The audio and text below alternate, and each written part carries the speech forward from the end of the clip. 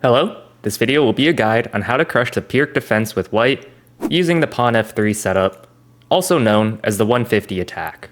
Using this setup, you'll consistently be able to get positions with an attacking initiative in which black will be on the back foot right out of the opening, and using the attacking position, you'll be able to score consistent wins against players using this opening. The Pirc Defense normally occurs after white plays 1e4, and black typically responds with the move pawn to d6. Using our general opening principles, the best move is to always take the full center by putting a second pawn in the center with pawn to d4, and then black is typically going to follow up by either developing the knight or pushing the pawn to g6. Either way, we're going to develop our knight to c3 in order to defend the e4 pawn, and then after black plays their next move, we now need to play our setup move, pawn to f3, which actually serves a few purposes. The first purpose of the move pawn to f3 is that when we start our mid-game game plan of pawn storming, this pawn is necessary in order to support our pawn on g4. Our other plan with this opening is that we're not going to be castling kingside, but rather our plan is to castle queenside, and then push all the pawns on our king side to try and checkmate black's king. This is why pushing our pawn on f3 is not so weakening, because very soon we're going to be castling queenside and putting our king in a safe location. The other purpose of the move pawn to f3 is that we want to develop our bishop to e3, our queen to d2, and then to try and trade off black's dark square bishop. Because when black's dark square bishop is on the g7 square, it controls this long diagonal and also serves as a very important defender of key squares around black's king. In other words, this bishop is one of the most important pieces in black's position, so one of the main points of our game plan is that we're going to try and trade our dark square bishop for black's dark square bishop. However, if we were to develop our bishop to e3 before playing pawn to f3, black has the ability to try and play knight to g4 in order to trade off their knight for the dark square bishop, making it much more difficult in order to try and get rid of this dark square bishop. Therefore, the move pawn to f3 not only serves the purpose of setting up our pawn storm later in the game, but it also prevents black from being able to play pawn to g4, or knight to g4 rather, once we play bishop e3. So after black develops our bishop to g7, as I said, we're going to develop our bishop to e3 after pushing the pawn to f3, so that black can't try and trade the knight for the bishop. And after black castles their king, we're going to finish our queenside development with queen to d2, setting up his battery to try and trade off the dark square bishops, and also setting up queenside castling. Now, from the white piece's perspective, we can break down our game plan into three main phases. After we castle queenside, the three things we want to do are to try and lock down black's counterplay in the center of the board once he tries to play a move like pawn to e5 or pawn to c5. We also want to try, as I mentioned, to trade off this dark square bishop for black's dark square bishop, because this bishop serves as a very important defender and a very important offensive piece as well in black's position.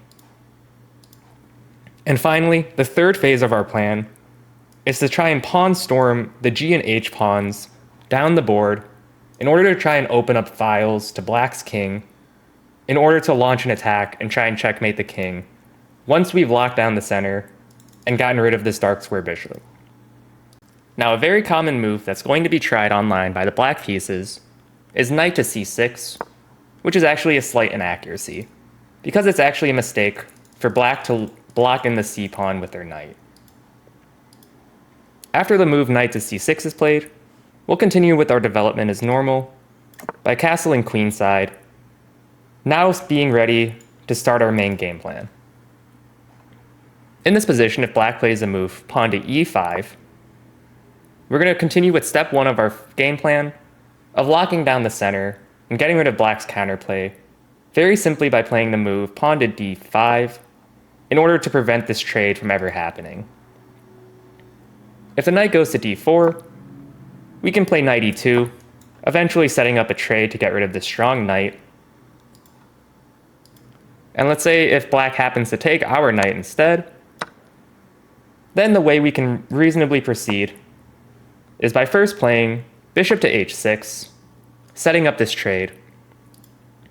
Generally in these positions, it's a huge mistake for black to take the bishop, allowing white to put their queen on this h6 square.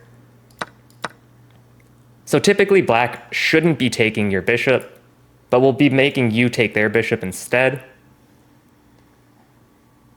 If black just continues developing as normal, we can take the bishop and then start our pawn storm with the move pawn to h5, already with the threat coming in of pawn to h5 to set up a trade of pawns and open up the king. From here, we're basically ready to just go through with our game plan. The center's locked down, black's dark square bishop is gone, and we can continue pawn storming as needed in order to open up files, launch all the pieces onto the king side, and checkmate black's king. Going back to the starting position of our system, if instead of playing knight to c6, let's say black instead tries to fight for the center immediately with a move like pawn to e5. Here, one way you could play is a queenside castle as before, and pretty much continue as normal. The other option is you could try and lock down the center and go with the same game plan as before.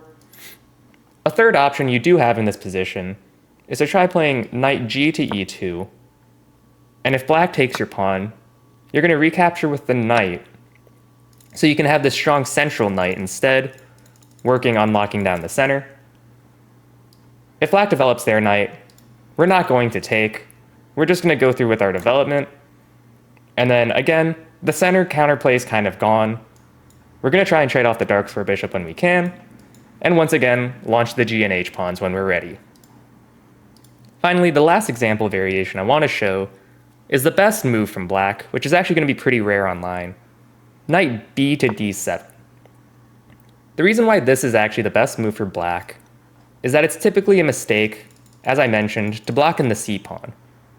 The best thing that black can try to do against this opening is set up their own counter plan of pawn storming on the queen side once we castle, and the game is going to be a very chaotic two-sided attack where both sides are trying to checkmate each other's kings.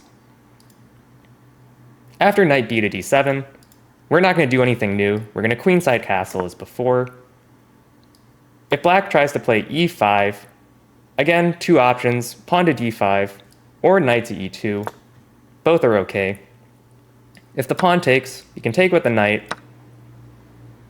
And here there's two moves that are really tried from black, pawn to c6 or pawn to a6. But either way, we're going to go back to our original game plan, try and trade these dark square bishops,